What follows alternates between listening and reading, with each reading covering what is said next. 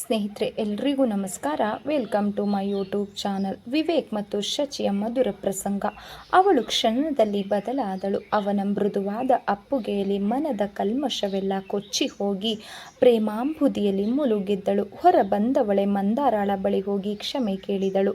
ಅಲ್ಲಿಗೆ ಮನೆ ಮತ್ತೆ ಯಥಾಸ್ಥಿತಿಗೆ ಬಂದಿತು. ಪೂಜೆಯೆಲ್ಲ ಮುಗಿದ ಮೇಲೆ ಅಕ್ಕಪಕ್ಕದ ಮನೆ ಮುತ್ತೈದೆಯರನ್ನು ಕರೆದು ಅರಿಶಿಣ, ಕುಂಕುಮ, ರೇಷ್ಮೆ ಸೀರೆ, ರವಿಕೆಗಳನ್ನು ಕೊಡಿಸಿ ಅವರ ಆಶೀರ್ವಾದವನ್ನು ಪಡೆದರು. ಅವರಿಗೂ ಅಲ್ಲೇ ಊಟವಾಯಿತು. ಮತ್ತೆ ಮಧ್ಯಾಹ್ನ ಮನೆಗೆ ಹೋಗಿ ರೆಸ್ಟ್ ತೆಗೆದುಕೊಳ್ಳೋದು ಎಂದು ಶಶಿ ಹೊರಟು ಬಿಟ್ಟಳು. ವಿವೇಕ್ ನಂತರ ಬರುವುದಾಗಿ ಹೇಳಿದ. ತರುಣ್ ಸುಲೋಚನಾಳ ಬಳಿ ಬಂದು ಅಮ್ಮ ನಮಗೂ ಅಪ್ಪಣೆ ಕೊಡಿ ಎಂದ. ಗಂಡ ಹೆಂಡತಿ ಇಬ್ಬರನ್ನು ಪಕ್ಕದಲ್ಲಿ ಕೂರಿಸಿಕೊಂಡು ನಿಮ್ಮ ಚಿಕ್ಕಮ್ಮನ ಸ್ವಭಾವ ನಿಮಗೆ ತಿಳಿದಿದೆ, ಆಕೆ ಏನೇ ಮಾತಾಡಲಿ ಸುಮ್ಮನಿದ್ದು ಬಿಡಿ. ಶಿವಾನಿ ನೀನು ಅಷ್ಟೇ ಕಣಮ್ಮ, ತುಂಬ ಸುಧಾರಿಸ್ಕೊಂಡು ಹೋಗಬೇಕು. ಒಟ್ಟಿನಲ್ಲಿ ನಮ್ಮ ತರುಣ್ ನಮ್ಮ ಮನಸ್ಸಿಗೆ ಬೇಜಾರಾಗದ ಹಾಗೆ ನೀನು ನಡೆಸಿಕೊಂಡು ಹೋಗು. ತವರು ಮನೆಯ ಕಷ್ಟದಲ್ಲಿರೋ ಮಾತು ಮರೆಬೇಡ, ಅವರು ತುಂಬ ಕಷ್ಟದಲ್ಲಿದ್ದಾರೆ. ಮಧ್ಯೆ ಬರುವ ಸಣ್ಣ ಪುಟ್ಟ ಮಾತುಗಳನ್ನು ಈ ಕಿವಿಯಲ್ಲಿ ಕೇಳಿ ಈ ಕಿವಿಗೆ ಬಿಟ್ಟು ಬಿಡಿ ಎಂದು ಅನುಭವದ ಮಾತುಗಳನ್ನು ಹೇಳಿದರು. ಖಂಡಿತ ಅಮ್ಮ, ಸಾಸಿವೆಯಷ್ಟು ನಿಮ್ಮ ಮಾತು ಮೀರಲ್ಲ, ಹೊಂದಿಕೊಂಡು ಹೋಗ್ತೀನಿ ಎಂದು ಅವರಿಗೆ ನಮಸ್ಕರಿಸಿದಳು. ಮಂದಾರ ಕುಂಕುಮ ಕೊಟ್ಟು ಮಡಿಲು ತುಂಬಿದಳು. ಎಲ್ಲರೂ ಬಾಗಿಲವರೆಗೂ ಬಂದು ಬೀಳ್ಕೊಟ್ಟರು. ಅವರನ್ನು ಕಳಿಸಿ ಒಳಗೆ ಬರುತ್ತಿದ್ದಂತೆ ಶಚಿಯ ಫೋನ್. ವಿವೇಕ್ ನೀವೀಗ ಬಂದು ಬಿಡಿ ಎಂದಳು. ಈಗ ಆಗಲ್ಲ ಶಚಿ, ನಾನು ಸಂಜೆ ಬಂದು ಕರ್ಕೊಂಡು ಬರ್ತೀನಿ. ಇಲ್ಲಪ್ಪ, ನನಗೆ ನಿಮ್ಮನ್ನು ಬಿಟ್ಟಿರೋಕ್ಕೆ ಆಗಲ್ಲ, ಬಂದು ಬಿಡಿ, ನನಗೆ ಅಲ್ಲಿರೋಕ್ಕೆ ಆಗ್ತಾ ಇಲ್ಲ, ನೀನೇ ಬಂದು ಬಿಡು. ಈಗಿನ್ನು ಬಂದಿದ್ದೀನಿ ಡಿಯರ್, ಅಮ್ಮ ಅವ್ರ ಜೊತೆ ಸ್ವಲ್ಪ ಕಾಲ ಇರೋದು ಬೇಡವಾ, ಪ್ಲೀಸ್ ಬನ್ನಿಪ್ಪ ಎಂದಳು.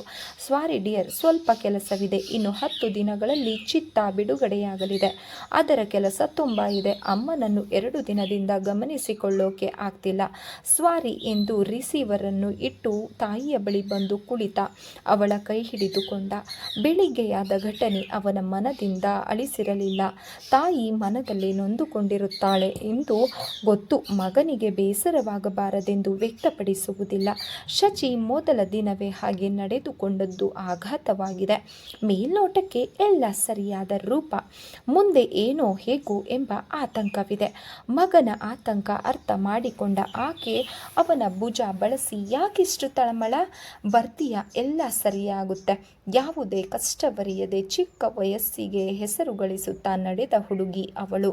ಮನೆಯಲ್ಲೂ ಮುದ್ದು ಜಾಸ್ತಿ. ತಾಯಿ ಸ್ವಭಾವ ನಿನಗೆ ತಿಳಿದಿರೋದೆ, ನೀನು ಸ್ವಲ್ಪ ತಿಳಿಸಿ ಹೇಳಿದರೆ ತಿಳಿದುಕೊಳ್ಳಬಹುದು ಅನಿಸುತ್ತೆ. ಯಾವುದಕ್ಕೂ ಅವಸರ ಪಡುವುದು ಬೇಡ. ನಿನ್ನೆ ಇನ್ನೂ ಮದುವೆಯಾಗಿದೆ, ಅವಳಿಗೆ ಜೊತೆಯಾಗಿರಬೇಕು ಅನ್ನೋ ಆಸೆ, ನೀನು ಹೋಗಿ ಬಾ ಎಂದಳು. ಅಣ್ಣ ಕೆಲಸ ಇದ್ದದ್ದೇ, 4 ದಿನ ಹೆಂಡತಿ ಜೊತೆ ಫ್ರೀಯಾಗಿ ಓಡಾಡಿಕೊಂಡಿರಬಾರ್ದೆ, ಮಂದಾರ ಹೇಳಿದಳು. ಅಣ್ಣ ಹನಿಮೂನ್ಗೆ ಫಾರಿನ್ಗೆ ಬಂದುಬಿಡು, ನನ್ನೆಲ್ಲ ವ್ಯವಸ್ಥೆ ಮಾಡ್ತೀನಿ. ಅಲ್ಲಿಯ ಕನ್ನಡ ಸಂಘದವರು ಒಮ್ಮೆ ನಿನ್ನ ಫಿಲಮ್ ಫೆಸ್ಟಿವಲ್ ಮಾಡಿ ಕರೆಸಬೇಕಂತಿದ್ದಾರೆ ಎಂದು ರವೀಂದ್ರ ನುಡಿದ. ಸದ್ಯಕ್ಕೆ ಈ ಚಿತ್ರ ಬಿಡುಗಡೆಯಾಗಿ ಕೋಗಿಲೆ ಮುಗಿಯುವವರೆಗೆ ನೋ ಫಾರಿನ್ ಟೂರ್. ನೀನೇನು ಈ ಕಡೆ ಬರಬೇಕು ಅಂತಿದ್ದೀಯೋ, ಅಲ್ಲೇ ಇದ್ಬಿಡಬೇಕು ಅಂತಿದ್ದೀಯೋ? ಇನ್ನೊಂದೆರಡು ವರ್ಷದ ಅಷ್ಟೇ ಅಣ್ಣ, ನನಗೂ ನಿಮ್ಮನ್ನ ಬಿಟ್ಟಿರೋಕೆ ಆಗ್ತಿಲ್ಲ ಅಂದ. ಅಮ್ಮ, ಇವನಿಗೆ ಒಂದು ಹುಡುಕಿ ನೋಡಿಬಿಡಬೇಕಿತ್ತು, ಕಟ್ಟಿ ಕಳಿಸಿದ್ದರೆ ಬೇಗ ಬರ್ತಾನೆ.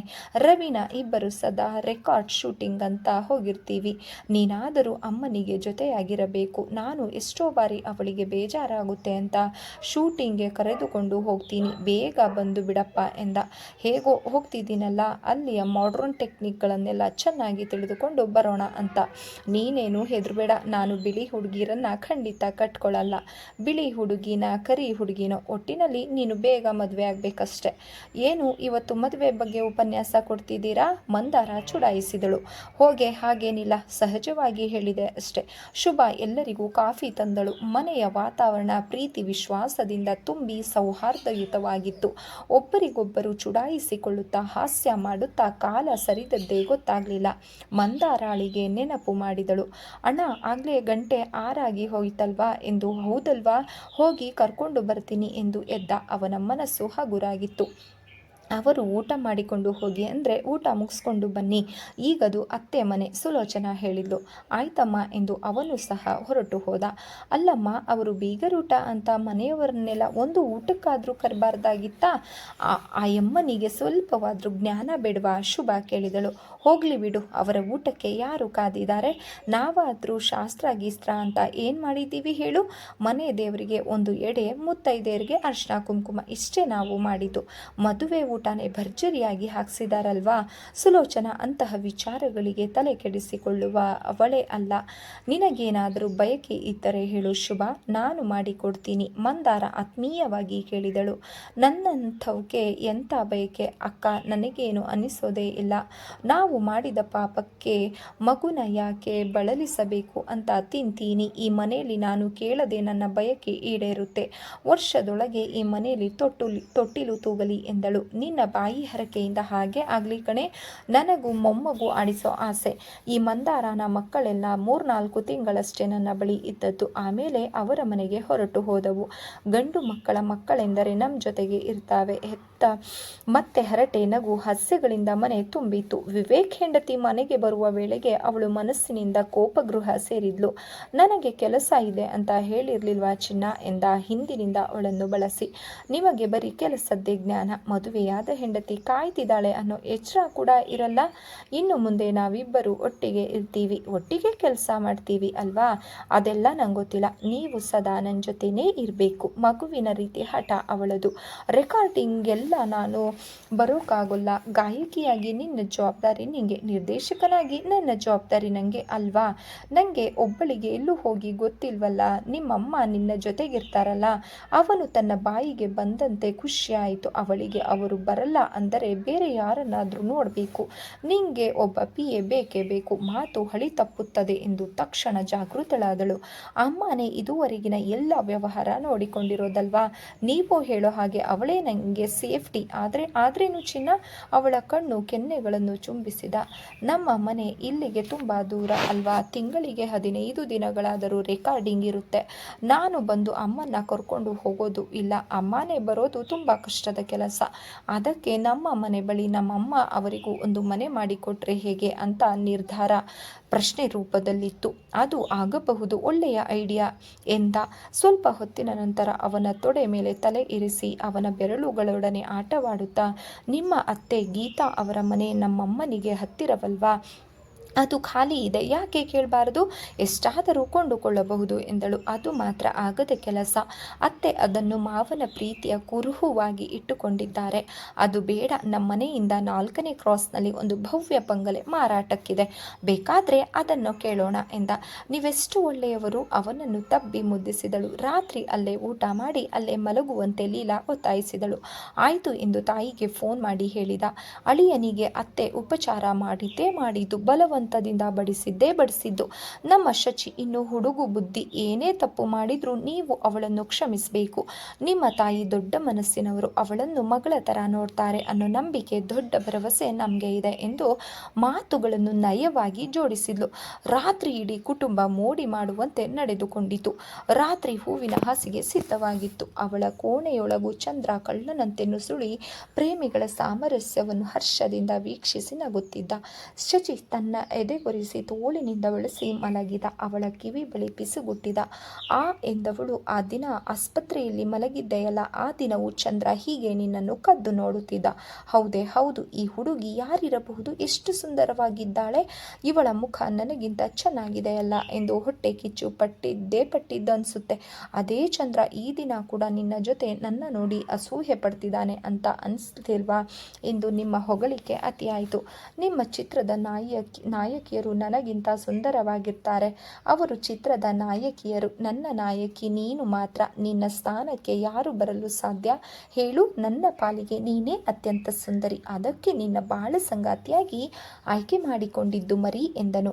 ಅವನು ನಾಟಕ ಇಲ್ಲದೆ ಮನಪೂರ್ವಕವಾಗಿ ತನ್ನ ಒಲವಿನ ಜೇನನ್ನು ಹನಿ ಹನಿಯಾಗಿ ಅವಳ ಹೃದಯಕ್ಕೆ ಎರೆಯುತ್ತಿದ್ದಾನೆ. ನಿಮ್ಮನ್ನು ಪತಿಯಾಗಿ ಪಡೆಯಲು ನಾನೆಷ್ಟು ಪುಣ್ಯ ಮಾಡಿದ್ದೆ ಅನಿಸುತ್ತೆ.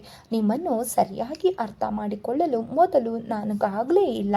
ಅದು ಹಾಗೆ ಶಚಿ, ಯಾರಿಗೆ ಯಾರು ಅರ್ಥವಾಗಿ ಪೂರ್ಣವಾಗಿ ಅರ್ಥ ಆಗಲ್ಲ. ನನಗೂ ನೀನು ಪೂರ್ಣವಾಗಿ ಅರ್ಥವಾಗಿಲ್ಲ. ಒಬ್ಬ ಮನುಷ್ಯ ಇನ್ನೊಬ್ಬ ಮನುಷ್ಯನನ್ನು ಪೂರ್ಣವಾಗಿ ಅರ್ಥ ಮಾಡಿಕೊಳ್ಳಲು ಒಂದು ಜನ್ಮ ಖಂಡಿತ ಸಾಕಾಗಲ್ಲ ಅಲ್ವಾ?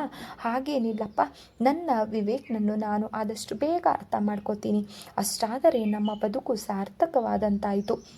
ನಮ್ಮಮ್ಮ ಜೀವನದಲ್ಲಿ ತುಂಬ ಕಷ್ಟಪಟ್ಟಿದ್ದಾರೆ. ಶಚಿ ಅವರನ್ನು ಖುಷಿಯಾಗಿಡಬೇಕು. ನನಗೆ ನನ್ನಮ್ಮ ನಿಮ್ಮಮ್ಮ ಇಬ್ಬರು ಒಂದೇ.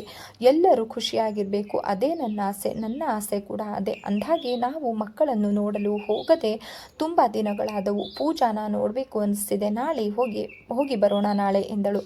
ನಾನು ಹೋಗಬೇಕಂತ ಇದ್ದೆ. ನಮ್ಮ ಮದುವೆ ದಿನ ಅಲ್ಲಿ ಮಕ್ಕಳಿಗೂ ಹೊಸ ಬಟ್ಟೆ ಹಾಗೂ ವಿಶೇಷ ಭೋಜನ ವ್ಯವಸ್ಥೆ ಆಗಿತ್ತು. ಮಕ್ಕಳಿಗೆ ಹೊಸ ಬಟ್ಟೆ ಕೂಡ ಕೊಡಿಸಿದೆ. ನಾವು 4 ಜನರು ಹೋಗಿ ಬಂದ್ರಾಯಿತು. ತಿಂಗಳು ಅವರಿಗೆ ಹಣ ತಲುಪುತ್ತಿದೆ. ಎಷ್ಟೋ ಬಾರಿ ಹೋಗಿ ಬರೋಣ ಅಂದರೆ ಟೈಮೇ ಆಗ್ತಿಲ್ಲ. ಪೂಜಾ ಈಗ ಚೆನ್ನಾಗಿ ಇದ್ದಾಳೆ ಅಂದರೆ ಡಾಕ್ಟರ್ ಏನು ಹೇಳಿದ್ರು ಗೊತ್ತಾ? ಪೂರ್ತಿಯಾಗಿಲ್ಲದಿದ್ರೂ ಅವಳು ಅರ್ಧವಾದರೂ ಚೆನ್ನಾಗಿ ಆಗ್ತಾಳೆ. ನಿಧಾನವಾಗಿ ತನ್ನ ಕೆಲಸ ತಾನು ಮಾಡಿಕೊಳ್ಳುತ್ತಾಳೆ ಅಂತ. ಪ್ರತಿ ಬುದ್ಧಿಮಾಂದ್ಯ ಮಕ್ಕಳು ಇಷ್ಟಾದರೆ ಸಾಕು. ಅವರ ಕಾಲ ಮೇಲೆ ಅವರು ನಿಲ್ಲುವಂತಾದರೆ ಸಮಾಜದ ಕಾಕದೃಷ್ಟಿಯು ಕಮ್ಮಿ ಆಗುತ್ತೆ. ಹೆತ್ತವರ ನೋವು ಅವಳು ಕಮ್ಮಿ ಆಗುತ್ತೆ. ನಾವು ಮನಸ್ಸು ಚಿತ್ರ ತೆಗೆದಿದ್ದಕ್ಕೂ ಸಾರ್ಥಕವಾಗುತ್ತೆ ಎಂದ. ಬಹಳ ಹೊತ್ತು ಹೀಗೆ ಮಾತನಾಡುತ್ತಾ ತಮ್ಮ ಭವಿಷ್ಯದ ಬಗ್ಗೆ ಮಾತಾಡಿದ. ಹೀಗೆ ರೂಪಿಸಿಕೊಂಡರೆ ಚೆನ್ನಾಗಿರುತ್ತೆ ಎಂದುಕೊಂಡರು. ಶಚಿ ಒಂದು ವಿರುದ್ಧದ ಮಾತು ಆಡಲಿಲ್ಲ. ಬೆಳಗ್ಗೆ ಅವರು ಹೊರಟಾಗ ಲೀಲಾ ಮತ್ತಷ್ಟು ನೀರನ್ನು ಜೋಡಿಸಿ ಹರಿಸಿದಳು. ಅಮ್ಮ ಅಳಬೇಡ, ನೀ ಅತ್ತರೆ ನನಗೆ ಹೋಗಲು ಮನಸ್ಸು ಬರಲ್ಲ. ಆದಷ್ಟು ಬೇಗ ಆ ಬಂಗಲೆ ನೋಡಿ ಮಾತನಾಡಿ ಕರೆಸಿಕೊಳ್ತೀನಿ. ಸದಾ ನೀನು ನನ್ನ ಜೊತೆಗಿರಬೇಕು ಎಂದು ಸಂತೈಸಿದಳು. ನಿಮ್ಮ ಮಗಳು ನಿಮ್ಮೊಡನೆ ಇರುತ್ತಾಳೆ, ಯೋಚಿಸಬೇಡಿ. ಹೆತ್ತವರಿಗೆ ಹೀಗಾಗುವುದು ಸಹಜ. ಅವನು ಸಮಾಧಾನ ಹೇಳಿದ. ಅಲ್ಲಿಂದ ಅವರು ಮಕ್ಕಳನ್ನು ನೋಡಿಕೊಂಡು ಬಂದರು. ಶಚಿಯ ವಸ್ತು, ಬಟ್ಟೆ, ಬರೆ ಎಲ್ಲ ಬಂದಿದ್ದವು. ವಿವೇಕ್ಗೆ ಫೋನ್ ಬಂದಿದ್ದರಿಂದ ಅವನು ಹೊರಟು ಹೋದ. ಶಚಿ ಎಲ್ಲರೊಂದಿಗೆ ಖುಷಿಯಿಂದ ಬೆರೆತು ಮಾತಾಡಿದಳು. ನಗುತ್ತಿದ್ದಳು. ತಮ್ಮನನ್ನು ತಮಾಷೆ ಮಾಡುತ್ತಿದ್ದ ಅತ್ತಿಗೆ ತಮ್ಮ ಅಣ್ಣ ತುಂಬ ಲಕ್ಕಿ. ಇಂಥ ಹೆಂಡತಿ ಸಿಕ್ಕಿರೋದು ಅವನಿಗಿಂತ ಮೊದಲು ನಾನು ನೋಡಬೇಕಿತ್ತು ಎಂದ. ಛೇ, ಏನಂತ ಮಾತಾಡ್ತೀರಾ? ನಿಜವಾಗ್ಲೂ ಅತ್ತಿಗೆ, ಇಡೀ ವಿದೇಶ ಹುಡುಕಿದ್ರೂ ನಿಮ್ಮಂಥ ಹುಡುಗಿ ಸಿಗುತ್ತಿಲ್ಲ ಅಲ್ಲಿ. ಹಾಗಾದರೆ ರಾಯರು ಬಿಳಿ ಹೆಂಡತಿ ಬೆನ್ನು ಹತ್ತಿರೋ ಹಾಗೆ ಕಾಣುತ್ತೆ. ಇಲ್ಲಪ್ಪ, ಅವರು ನಂಗಿಷ್ಟವಾಗಲ್ಲ. ನಿಮ್ಮ ಥರ ಹುಡುಗಿ ಸಿಕ್ಕಿದ್ರೆ ಓಕೆ ಅನ್ಬಹುದೇನೋ. ನಿಮ್ಮಣ್ಣನಿಗೆ ಹೇಳಿ ಮೊದಲು ನಿಮಗೆ ಒಂದು ಹುಡುಗಿಯನ್ನ ಗಂಟು ಹಾಕಬೇಕು ಅಲ್ವಾ? ಅಮ್ಮ ಆದಷ್ಟು ಬೇಗ ಈ ಮನೆಯಲ್ಲಿ ಇನ್ನೊಂದು ಔತಣಕೂಟವಾಗಬೇಕು. ನೀನು ಬಂದಿದ್ದೀಯಲ್ಲಮ್ಮ, ಎಲ್ಲ ಜವಾಬ್ದಾರಿಯೂ ನಿನ್ನದು.